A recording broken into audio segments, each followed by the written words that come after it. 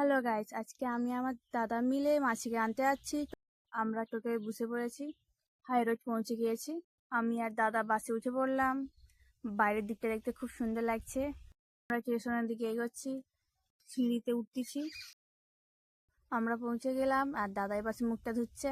এদিকে মাল গাড়ি চলে যাচ্ছে আর আমাকে দাদা ঠান্ডা জলের বোতল কিনে দিয়েছে। আর এই পাশে কাকটা ঘোরাঘুরি করছে। ট্রেন চলে এসেছে বলে সবাই রেডি হচ্ছে ট্রেনে উঠবে বলে। আমরা ট্রেনে উঠে পড়েছি। আমরা কলাঘাট পেরোচ্ছি। বাইরের দিকটা দেখতে খুব সুন্দর লাগছে। সূর্য প্রায় ডুবতে চলেছে, সন্ধ্যার মুখ হয়ে গেছে। আর স্টেশনে এখানে সবাই বসে আছে কেন আমি জানি না। আমি আর আমার দাদা বোরিং হচ্ছি ট্রেনের মধ্যে। হাওড়ার কাছাকাছি এসে আমাদের ট্রেন থেমে গেছে, বাকি ট্রেন চলে যাচ্ছে। আমাদের ট্রেনটাও চলা স্টার্ট হয়ে গেছে। আমরা প্রায় স্টেশনের কাছাকাছি পৌঁছে গিয়েছি, এই জন্য আমি আর আমার দাদা দাঁড়িয়ে পড়েছি মুখের কাছে।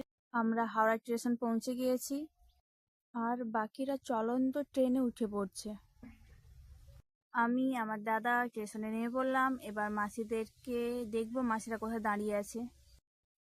মাসিদের সঙ্গে আমাদের দেখা হয়ে গেছে, এরকম পুচকু বনু। তারপর আমরা সবাই ভাবলাম বাসে করে যাওয়া যাক, এই জন্য দাদার পিছু পিছু করে আমরা যাচ্ছি। আমার পুচকু বোনও আমার কাছে আসতে চেয়েছিল, এই জন্য আমি কোলে তুলে নিয়েছি। আমরা বাসে উঠে পড়েছি।